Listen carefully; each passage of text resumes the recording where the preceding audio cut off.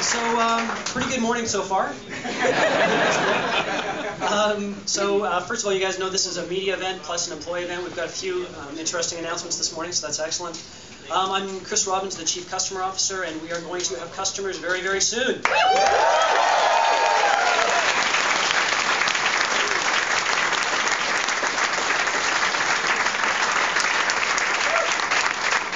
So Ken and Tony are going to be coming up. They're going to be drinking champagne very, very soon, so we got them before that started. So without any further ado, Ken Campbell.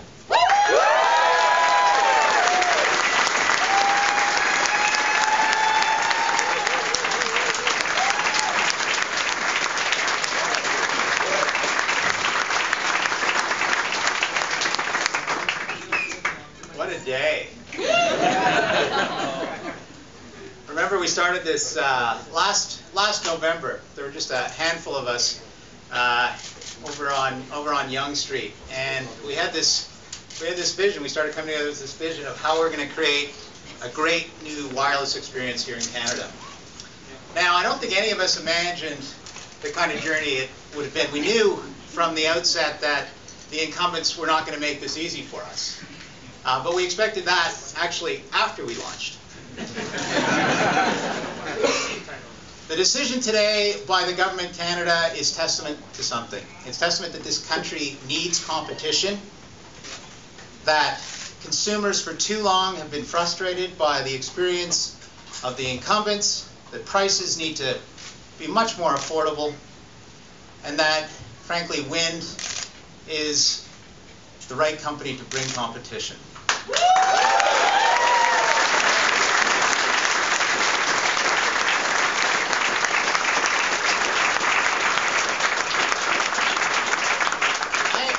I want to thank everybody here. We've just built such an exceptional team.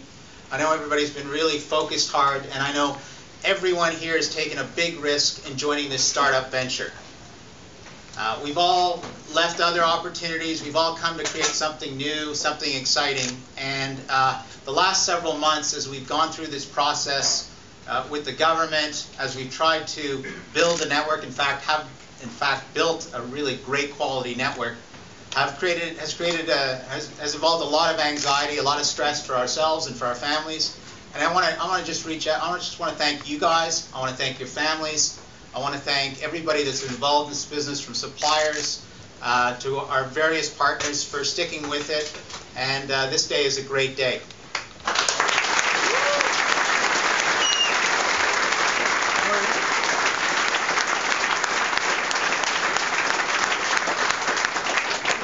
Be here without Mr. Lacavera and his entrepreneurism, his ability to bring together a great partnership with Erascom.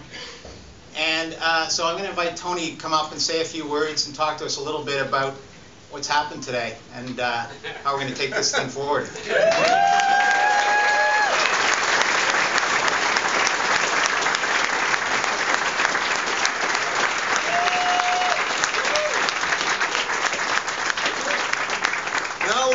Action. We're going to make it happen. I want to thank everyone for coming today. Everyone, again, for their patience during this obviously unprecedented, very unusual time that the incumbents have put us through. They're going to put us through a lot more difficult times, but I know the team we've got together is up for the challenge. I'm excited to be part of it, and I want to thank all of you for your patience.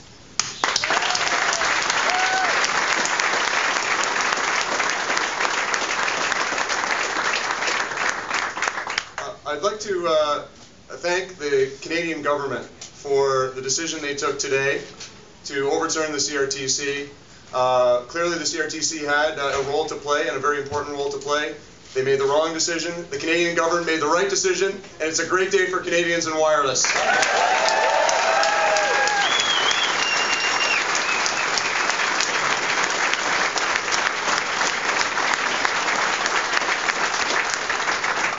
I'm sure there are lots of questions, so I'll open it up for Q&A to either myself or Ken.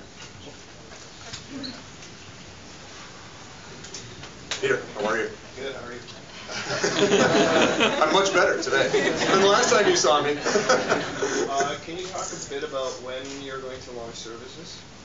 Yeah, we're going to launch as early as next week. We've got the network largely built. Of course, it is a startup company, and of course the last 6 weeks have not been easy for us. So there is a lot of work to do. Now, as I was just saying to someone on the way in who's in IT, I was like, now the heat's on you. No more heat on me. Now the heat's on you. So I know that we've clearly made a lot of progress, but it's very early days, and Ken can talk to a lot of the operational specifics if you're interested. But clearly we've got a long road to go. Now the hard work actually starts. We've got to now prove to Canadians that we are a carrier they can trust, a service provider they can rely on. And you know, we started that conversation when we first looked at getting into wireless. We started the conversation with Canadians initially on wireless soapbox. Now we're continuing on winmobile.ca, and we want to encourage everybody now to go to winmobile.ca to sign up because we could be launching as early as next week.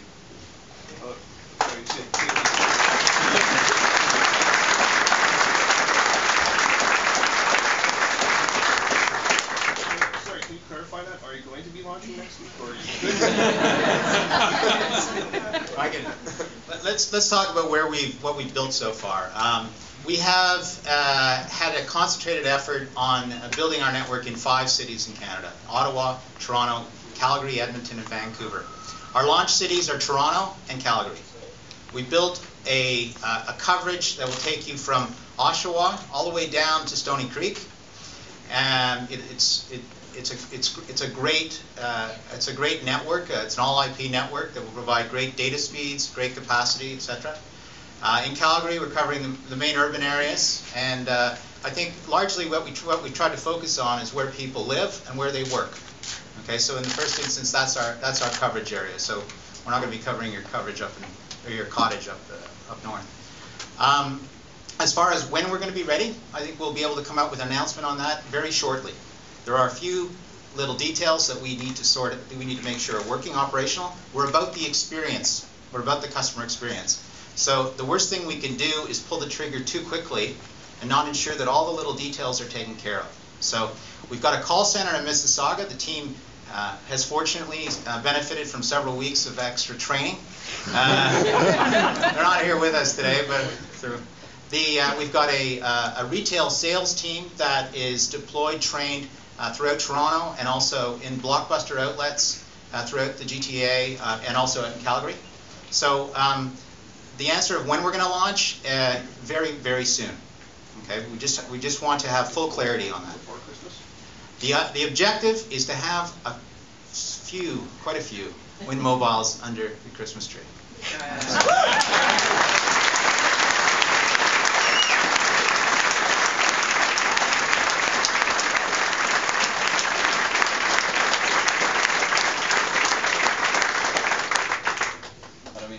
Debbie Downer, but there's going to be a few public mobile and Dave Wireless people who are upset that you guys got approval with what they consider foreign financial backing. What would you be saying to them going forward? Well, I mean, I have a lot to say on this foreign ownership question. Look, I think the reality is that there's a control and fact test. It's a subjective test. The CRTC's assessment of that test was that the company was too heavily influenced by foreign investors, in this case Orascom Telecom.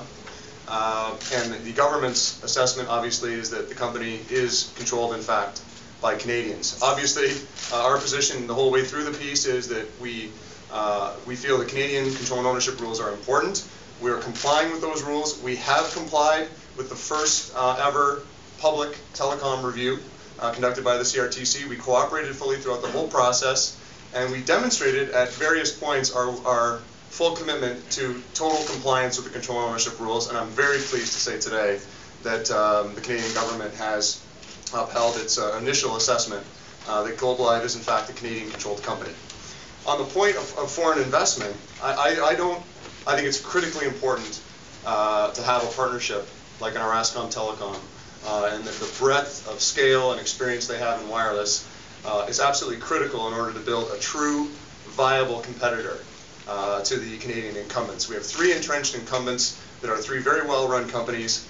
I just don't see how it's possible Without the benefit of an Orascom type partnership, combined with all of Global Live's history and now the great team that you see around you today, and all the wealth of experience they bring to the table, we're extremely well positioned to truly compete effectively for the long term. This is not a quick hit for us, this is a long term.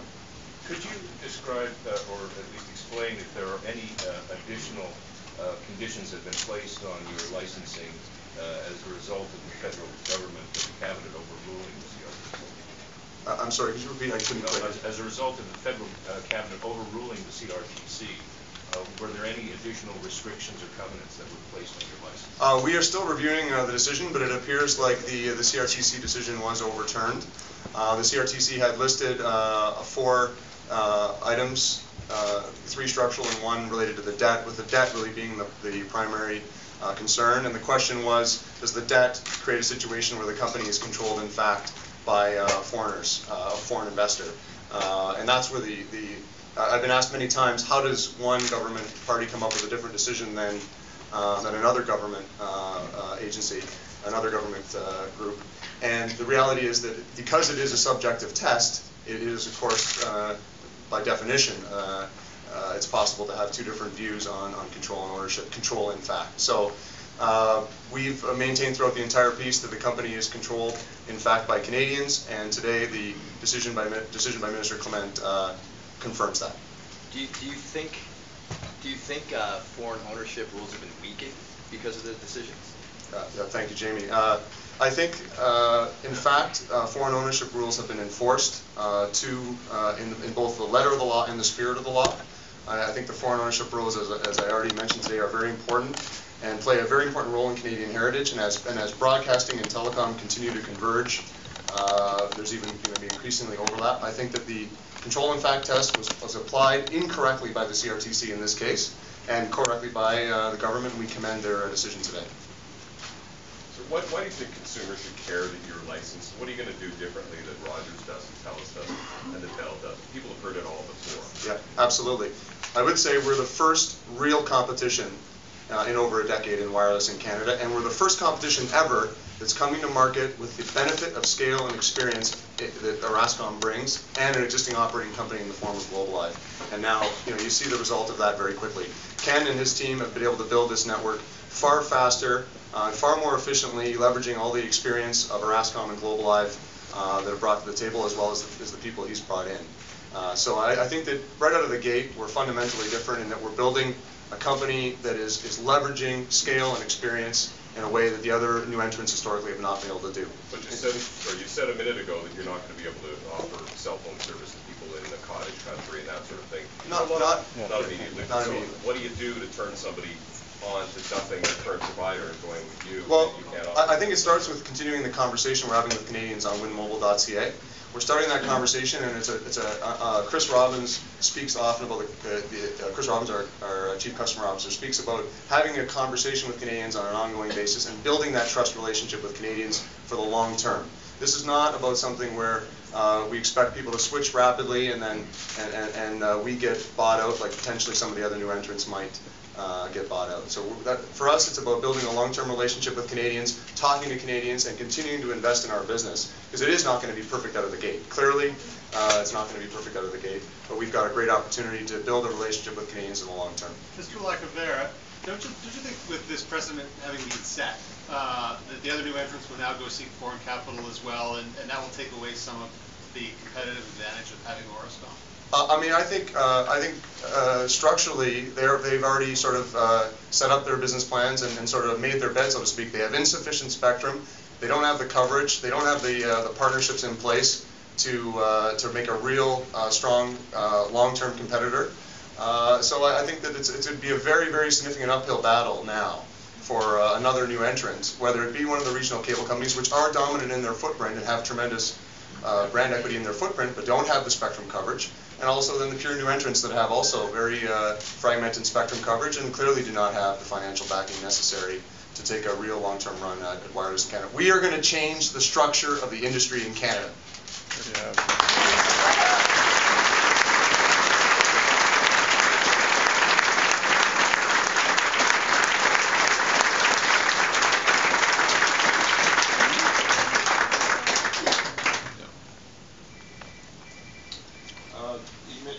further to the cottage issue. Where's your cottage?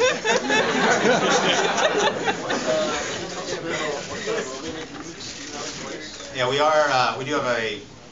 We will have roaming outside of our coverage footprint.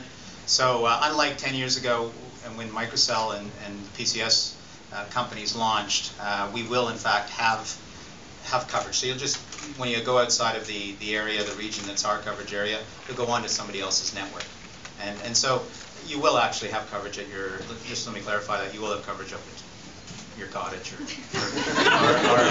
frankly, internationally as well. So we will have roaming agreements in the United States. We will have roaming agreements international. So just as you do with GSM, with the type of technology that Rogers has been using for years, you will have it with us. We're launching with several different handsets. The objective, I don't have it with me, but the data stick as well. So you'll be able to use both voice and data across the country using our network. Just going back to the question about what differentiates us. Well, when we first started this project, the first thing you do is you tend to ask customers what they're looking for, and you don't have to go very far before you hear about the frustration that Canadian consumers have been feeling, frankly, for years. And this frustration is along many different lines. It includes the price, but of course it includes the levels of service. So we made a conscious effort to go back to the basics and to build a great call center facility out in Mississauga. We've looked at the way customers buy the phone, the way they activate the phone, the way they get billed, and the way they serve themselves, either through self-care or through calling the call center. And we've tried to make that customer experience as simple, as easy, and as pleasant as it could possibly be.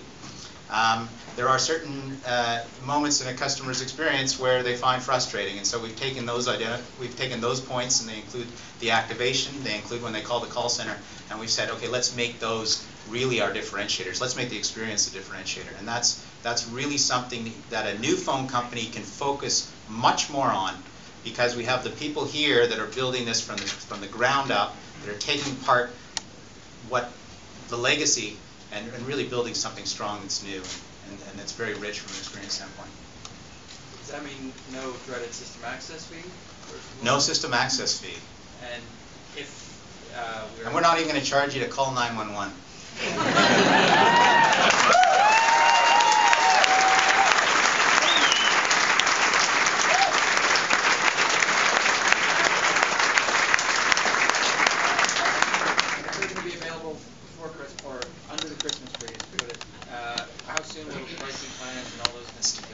Stay tuned. www.winmobile.ca. It's a great site. We've got lots of interaction going on. We're planning a commercial launch very shortly. So all of the details on the handsets, on the price plans, on where our stores are, all of the details that you need to get a phone for yourself or for that member of your family. Don't worry, you won't have to buy it on the 24th. We'll be able to bring that to you shortly. What are some of the devices you have there? We have a BlackBerry. Does everybody know the BlackBerry? We have, you can see, I won't get into all the details of these. We'll save that for the commercial launch. But we have, they tend to be smartphones. I mean, the way people are using phones today, we've got an HTC device, we have a Samsung device. We have devices that are very rich in functionality that'll leverage the IP network that we've got. So you'll see more details on that in our commercial launch announcement.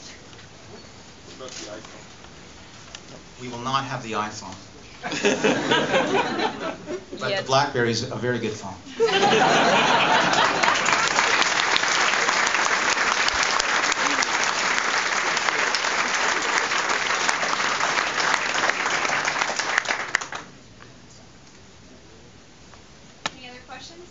So you want HTC, Samsung, BlackBerry. We have an HTC. Yeah. What's it running on that? Well, these are on the speed? What OS? Like what operating system? Any Android devices? No, we don't have any. We don't have any Android devices. You got your number? What's your phone number? I don't have my wind phone with me though.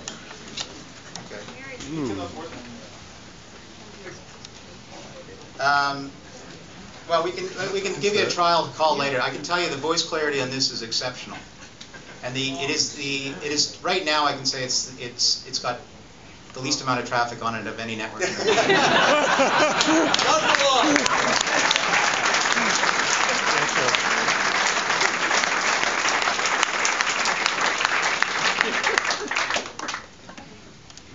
Both going to thank everyone for media and everyone here for coming today. It's a very, very exciting day for us. We're so proud to have gotten to this point, and now we're looking forward to building a great wireless company in Canada. Thank you, everyone.